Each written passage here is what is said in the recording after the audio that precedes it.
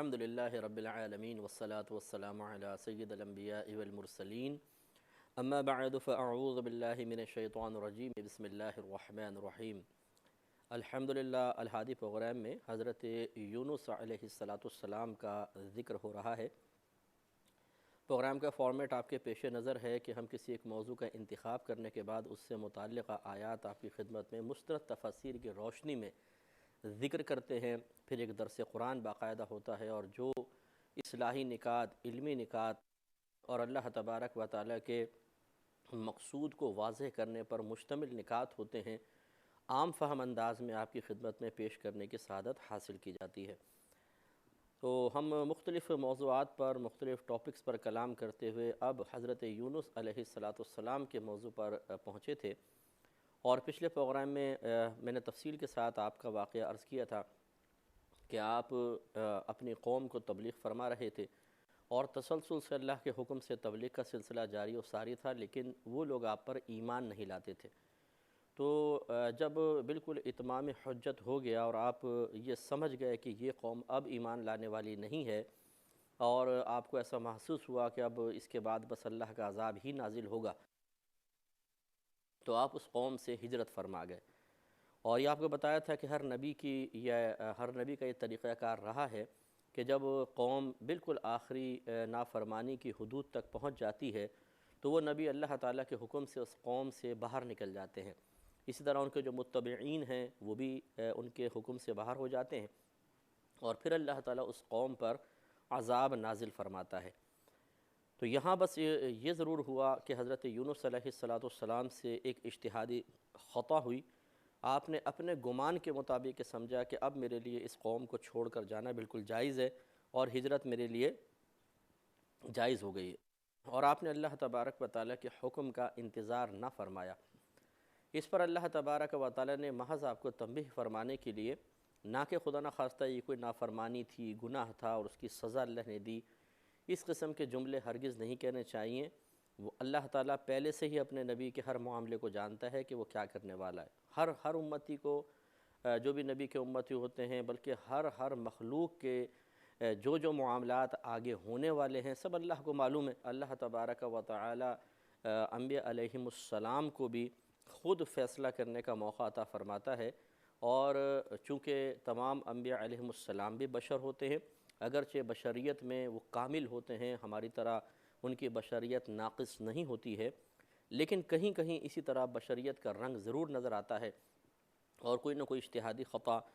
کبھی نہ کبھی کسی نہ کسی نبی سے ہو ہی جایا کرتی ہے۔ اور یہ کوئی گناہ نہیں ہوتا جب تک قصد و ارادہ نہ ہو، جب تک اللہ تبارک و تعالیٰ کی نافرمانی کرتے ہوئے معاذ اللہ قصد کے ساتھ، ارادے کے ساتھ، نیت کے ساتھ اطاعت شیطان نہ کی جائے تو گناہ اور نافرمانی کیسی؟ چنانچہ حضرت یونس علیہ السلام نے بھی ایک اجتہادی خطا فرمائی، تو یہ کوئی گناہ نہیں تھا، نہ اللہ تعالیٰ کی طرف سے کوئی سزا تھی، بلکہ اللہ تعالیٰ کا طریقہ کار یہ ہے، اس کی عادت الہیہ یہ جاری و ساری ہے کہ جب وہ اپنے کسی محبوب بندے کو کوئی ایسا جائز کام بھی کرتا دیکھتا ہے جو ان کی شان کے مطابق نہیں ہوتا، تو وہ فوراً کوئی نہ کوئی تنبیہ فرماتا ہے تاکہ وہ اس طرح کا کوئی معاملہ دوبارہ نہ کریں، اس طرح کے کسی معاملے کا دوبارہ ان سے ظہور یا ارتکاب نہ ہو۔ حضرت بایزید بسطامی رحمۃ اللہ علیہ بڑے اللہ کے ولی گزرے ہیں۔ یہ ایک مرتبہ ایک گلی سے گزر رہے تھے تو سامنے سے ایک کتا آتا ہوا نظر آیا، تو آپ کے دل میں اچانک ایک ایسی بس خیال آیا کہ یہ حقیر سی مخلوق کہاں بیچ میں آ گئی، ایسا نہ ہو میرے نماز کے کپڑے ہیں خراب ہو جائیں۔ تو آپ نے اپنا یوں دیوار کے ساتھ لگ گئے اور کپڑے سمیٹ لیے، تو وہ کتا آپ کے سامنے آ کے کھڑا ہو گیا، اور اللہ تبارک و تعالیٰ کے کرم سے اور اللہ تعالیٰ کی عنایت سے، قدرت عظیمہ کے تحت وہ بولنے لگا، اور اس نے کہا کہ اے بایزید، اگر میرا جسم آلودہ بھی ہوتا اور میں آپ کے کپڑوں سے ٹچ ہو جاتا تو آپ اس آلودگی کو دھو کر دور کر سکتے تھے، لیکن آپ کے قلب میں مجھے دیکھ کر جو ایک احساس حقارت پیدا ہوا ہے،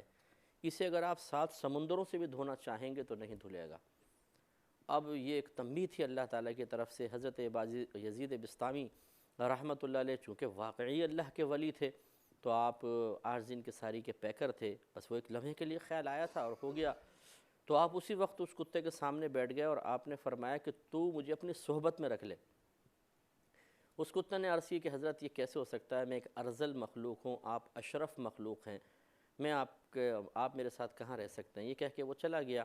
اور حضرت بایزید بسطامی رحمۃ اللہ علیہ نے اچانک آنے والے اس خیال پر بھی اللہ تعالیٰ کی بارگاہ میں توبہ کی۔ تو آپ ہی دیکھیے کہ جو اللہ کے محبوب بندے ہوتے ہیں، اللہ تعالیٰ نہیں چاہتا کہ ان کے دل میں کوئی اس قسم کے خیالات بھی آئیں، اور آئیں تو جگہ پا جائیں، اللہ تعالیٰ نہیں چاہتا۔ اس لیے فوراً پھر وہ کتے کو بولنے کی توفیق عطا فرمائی، اور اس کی طرف اس کے ذریعے اللہ تعالیٰ نے حضرت بایزید بسطامی رحمۃ اللہ علیہ کو تنبیہ کی۔ اسی طرح یونس علیہ السلام کا معاملہ ہوا کہ آپ تشریف لے گئے تو اللہ تعالیٰ نے آپ کو تنبیہ فرمانا چاہی، اور آپ کو ایک کشتی میں آپ بیٹھے، تو وہ ہم نے واقعہ بیان کر ہی دیا ہے، وہ کشتی جب دریا میں پہنچی تو ٹھہر گئی کہ اگر کوئی غلام اپنے آقا سے بھاگ جایا کرتا تھا، اس کی دربار سے، اس کے قبضے سے نکل جایا کرتا تھا، تو جس کشتی میں وہ بیٹھتا تھا وہ کشتی دریا میں رک جایا کرتی تھی، اور پھر جب وہ غلام اگر پکڑا جاتا تو جب تک اس غلام کو پانی میں نہیں پھینک دیا جاتا تھا کشتی چلتی نہیں تھی۔ تو پھر ایک روایت کے مطابق جسے قرآن کی آیت سے ثابت تھا کہ آپ قرآن اندازی ہوئی، لوگوں نے کہا بھی ہم میں کوئی نہ کوئی غلام ایسا ضرور ہے جو اپنے آقا کے دربار سے بھاگا ہے، تو قرآن اندازی کرو۔ قرآن اندازی کی تو حضرت یونس علیہ السلام کا نام مبارکہ نکل آیا، اور انہوں نے آپ کو دریا میں ڈال دیا، اور دریا میں ایک مچھلی نے آپ کو نگل لیا، اور آپ اس کے پیٹ میں کئی دن تک رہے،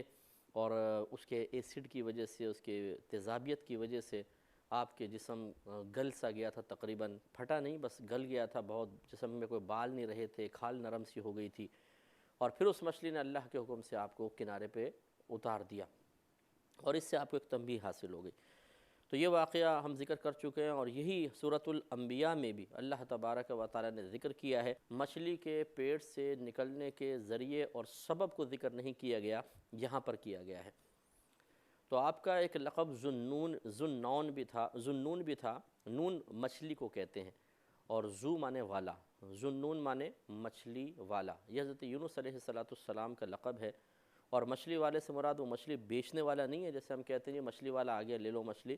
مراد ہے مچھلی کے پیٹ میں رہنے والے۔ تو اللہ تعالیٰ ارشاد فرماتا ہے، سورۃ الانبیاء ہے اور آیت نمبر 87 ہے، 87، وَظَنُّونَ، اور ذُنُّون کو یاد کرو، اذ ذہب مغاضبا، جب وہ چلا غضب کی حالت میں، یعنی اپنی قوم سے انتہائی ناراض ہو کر، غضبناک ہو کر آپ اس قوم سے نکل گئے، فظن، تو اس نے گمان کیا، ان لن نقدر علیہ، کہ ہم اس پر تنگی نہیں کریں گے، یعنی حضرت یونس علیہ السلام نے گمان کیا کہ میں اگر قوم سے اس طرح نکل بھی جاؤں گا تو میری کوئی گرفت نہیں ہے، کیونکہ میں اپنے معاملے میں حق پر ہوں۔ فنادا فی الظلمات، اب وہ بیچ میں اللہ تعالیٰ نے بات کو ذکر نہیں کیا، آپ نکل گئے، کشتی میں بیٹھے پہ دریا میں گرا دیے گئے، اور مچھلی نے نگل لیا۔ اب جب نگل لیا تو اندھیرے در اندھیرا، ایک تو مچھلی کے پیٹ میں اندھیرا، پھر وہ مچھلی سمندر یا دریا میں تھی، اس دریا کا اپنا اندھیرا، جب مچھلی گہرائی میں چلی جاتی ہے تو اور اندھیرا ہوتا ہے، تو ہاتھوں ہاتھ سجھائی نہیں دے رہا تھا، اور ایک اجنبی مقام پر اور نامانوس جگہ پر پہنچنے کے بعد انسان کو اور وحشت اور تنگی ہوتی ہے۔ تو ایک تو اندھیرے سے وحشت، دوسرا پھر گیلا پن، جب میدے میں چلے جائیں تو لیز دار گیلا پن، دیواروں کو شکم کی دیواروں کو ہاتھ لگاتے ہوں گے میدے کی تو عجیب چپکن کا سا احساس، اور پھر تیزابیت، اور پھر کس قسم کا ماحول ہوگا آپ اندازہ کریں کہ مچھلیاں تو کھاتی رہتی ہیں چیزیں، اور ہو سکتا ہے مچھلیاں وغیرہ اور چیزیں ہوں، تو اتنے پر اسرار اور بھیانک ماحول کے اندر تو یقینی سی بات ہے قلب میں بہت زیادہ وحشت پیدا ہوتی ہے۔ تو گویا کہ حضرت یونس علیہ السلام ایک ایسے مقام پر مقید ہو گئے تھے کہ جس مقام پر یقیناً کوئی شخص تھوڑا سا بھی وقت نہیں گزار سکتا تھا۔ تو اب جب آپ بہت گھبرائے تو پھر آپ نے اللہ تعالیٰ کی بارگاہ میں عرض کی، فنادا فی الظلمات، تو آپ نے اندھیروں میں پکارا۔ ظلم کہتے ہیں اندھیرے کو، ظلم مانے زیادتی بھی ہوتا ہے، یہاں ظلم سے مراد اندھیرا، اور اس کی جمع ظلمات ہے، اور یہ ظلمات جمع کا لفظ اسی لیے لے کر آئے کہ کئی اندھیرے وہاں جمع ہو گئے تھے، ایک شکم کا اندھیرا تھا، پھر رات ہو گئی تو رات کا بھی اندھیرا، پھر دریا کے اندر کا اندھیرا، اس طرح کئی اندھیرے چونکہ جمع ہو گئے تھے، اس لیے یونس علیہ السلام کے لیے ظلمات کا لفظ استعمال کیا گیا کہ فنادا فی الظلمات، تو آپ نے اندھیروں میں اللہ تبارک و تعالی کو پکارا، اور کس طرح پکارا؟ اللہ الہ الا انت سبحانک انی کنت من الظالمین، کہ اللہ الہ نہیں ہے کوئی معبود الا انتا مگر اے رب کریم فقط تو، سبحانکا تجھے پاکی ہے، انی کنت من الظالمین بے شک میں حد سے بڑھنے والوں میں سے ہو گیا، یعنی مجھے اب ایک حد میں رہنا چاہیے تھا لیکن میں اس حد کو پھلانگ گیا۔ تو یہ آیت کریمہ کہلاتی ہے، آپ کو معلوم ہے۔ اللہ تعالیٰ نے اس کی برکت سے آپ کو نجات دی، چنانچہ فاستجبنا لہ، تو ہم نے اس کی پکار کو درجۂ قبولیت عطا فرمایا، ونجیناہ من الغم، اور ہم نے اسے غم اور فکر اور تشویش سے نجات عطا فرمائی، وَكَذَلِكَ نُنْجِي الْمُؤْمِنِينَ، اور اسی طرح ہم مومنین کو نجات عطا فرمائیں گے۔ تو نبی کریم صلی اللہ علیہ وسلم نے ارشاد فرمایا کہ جو کوئی تنگی پریشانی مشکل میں ہو تو آیت کریمہ کا ورد کرے، اللہ تبارک و تعالی اسے اس غم اور پریشانی سے نجات عطا فرما دے گا۔ یہی وجہ ہے کہ ہمارے اکابرین، اور پھر آج کل دیکھیں مسلمان جب کوئی گھر میں پریشانی ہوتی ہے، مصیبت ہوتی ہے، تو کہتے ہیں جی آیت کریمہ کا ختم کروا لیتے ہیں، اور بعض لوگوں نے اس کی تعداد مقرر کر دی ہے، جی 1.25 کا ختم کروا لیں تو برکت ہوگی، لیکن یونس علیہ السلام نے کوئی 1.25 دفعہ آیت کریمہ نہیں پڑھی تھی۔ یہ 1.25 کی گنتی ہماری اپنی وضع ہے، جس کو فالو کرنا اور جس پر لازمی طور پہ عمل کرنا کوئی ضروری نہیں ہے۔ آپ 100 دفعہ پڑھ لیں، آپ ایک دفعہ ہی پکار، خالصتاً پکار اچھے انداز سے اللہ تعالیٰ کی بارگاہ میں اس دعا کے ساتھ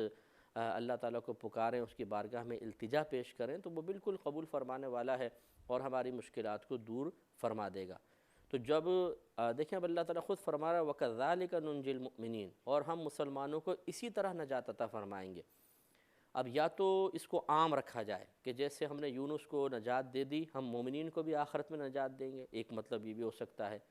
اور ایک یہ بھی ہو سکتا ہے کہ جس طرح اس دعا کے ذریعے، اس دعا کو قبول کرتے ہوئے ہم نے ان کو نجات دی، اگر مومنین بھی اسی طرح ہم سے یہ والی دعا کریں گے اور پھر کوئی مشکل اور پریشانی سے نجات طلب کریں گے تو ہم مومنین کو بھی نجات عطا فرمائیں گے۔ تو جب اللہ تبارک و تعالیٰ کے ایک کلام میں کئی مفاہیم ظاہر ہوتے ہوں اور عام باہم کوئی ٹکراؤ ان میں نہ ہو تو سب مفاہیم اخذ کرنے میں کوئی حرج نہیں ہے، لہٰذا اس سے یہ بھی اشارہ مل سکتا ہے اور بالکل واضح اشارہ مل سکتا ہے کہ اگر کوئی پریشانی میں مصیبت میں گرفتار ہو تو وہ آیت کریمہ کا ورد کرے تو اللہ کا وعدہ ہے کہ اسے نجات عطا فرما دے گا۔ اب یہاں پہ بس 2 چیزوں پہ ہم کلام کریں گے۔ پہلی بات تو یہ دیکھیں، یونس علیہ السلام اللہ کے نبی ہیں، اور ہر نبی اللہ تبارک و تعالیٰ کا محبوب ہوتا ہے، اور اللہ تعالیٰ سب سے زیادہ انبیاء علیہ السلام سے محبت فرماتا ہے، اور اس کے بعد پھر جو ان سے قریب ہیں، پھر جو ان سے قریب ہیں، پھر جو ان سے قریب ہیں، اللہ تعالیٰ انہیں اپنا محبوب رکھتا ہے۔ تو انبیاء علیہ السلام سے قریب سب سے زیادہ ان کے جو قریبی ساتھی ہوتے ہیں، جیسے ہمارے نبی کریم صلی اللہ علیہ وسلم کے ساتھی صحابی کہلاتے ہیں، اور پہلے والے انبیاء علیہ السلام کے جو قریبی لوگ تھے انہیں حواری کہا جاتا ہے۔ اس امت کے جو اولیاء عظام ہیں، پھر علماء ہیں، فقہاء ہیں، مفتیان کرام ہیں، یہ سب اللہ تعالیٰ کی بارگاہ کے محبوب بندے ہیں، تو ہمیں بھی ان سے ذرا درجہ قرب حاصل کرنے کی کوشش کرنی چاہیے، ان سے قرب حاصل کرنے کی کوشش کرنی چاہیے، اور ان کے ذریعے درجہ قرب باری تعالیٰ کے حصول کی کوشش کرنی چاہیے۔ تو انبیاء علیہ السلام بلا کسی انکار کے، بغیر کسی تذبذب کے یقیناً اللہ تعالیٰ کے محبوب بندے ہوتے ہیں، لیکن آپ یہ دیکھیے کہ یونس علیہ السلام مچھلی کے پیٹ میں رہے، ایک روایت کے مطابق 40 دن تک آپ اس کے پیٹ میں رہے، ایک روایت کے مطابق 7 روز تک رہے۔ تو اللہ کا ایک محبوب بندہ ہے، مچھلی کے پیٹ میں ہے، تشویش میں، اندھیرے میں، اور ایک ناپسندیدہ ماحول میں ہے، ٹھیک ہے نا؟ تو معلوم یہ ہوا کہ اللہ تعالیٰ اپنے محبوب بندوں کو بھی آزمائش میں مبتلا فرماتا ہے۔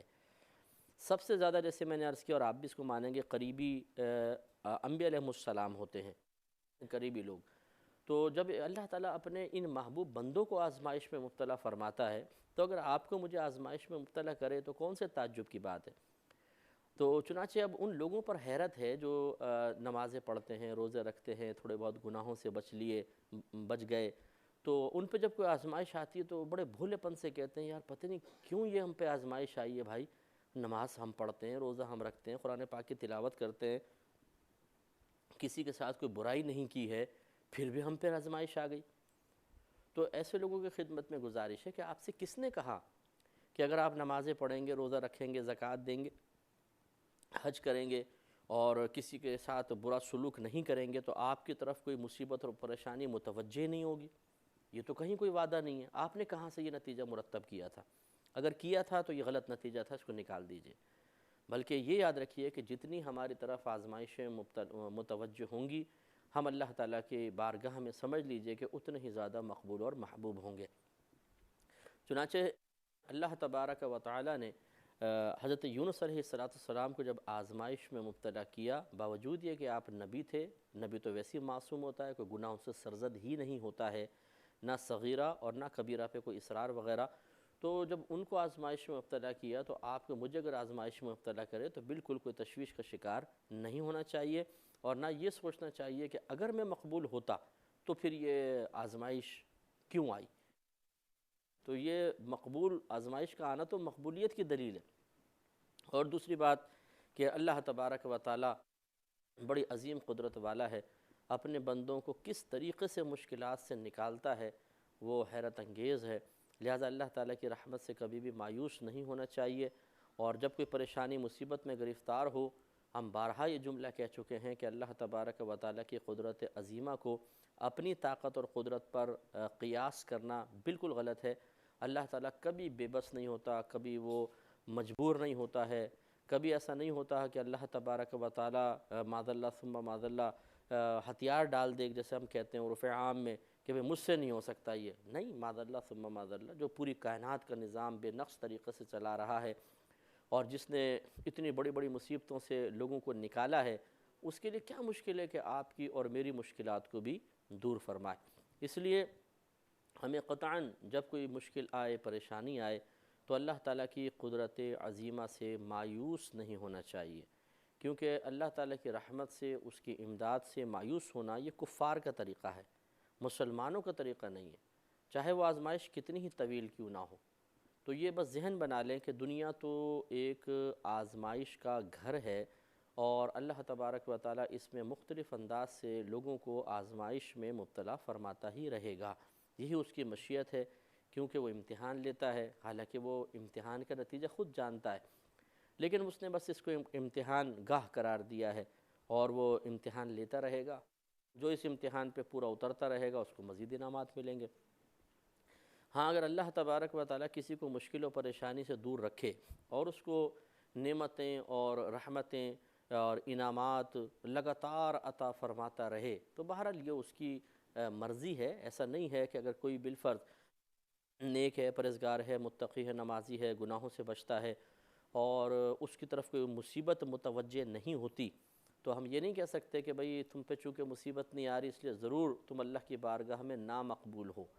ایسا نہیں ہوتا، بلکہ اللہ تعالیٰ کی مرضی ہے جس کو جیسے حال میں رکھے، لیکن اگر کوئی خوشحال ہے اسے بہرحال اللہ تعالیٰ سے ڈرتے ضرور رہنا چاہیے۔ اللہ تعالیٰ سے دعا ہے کہ رب کریم ہم سب کو اس کی فرما برداری کرنے کی توفیق عطا فرمائے، اور اس کی ذات سے کبھی بھی مایوس نہ ہونے کی توفیق عطا فرمائے، آمین۔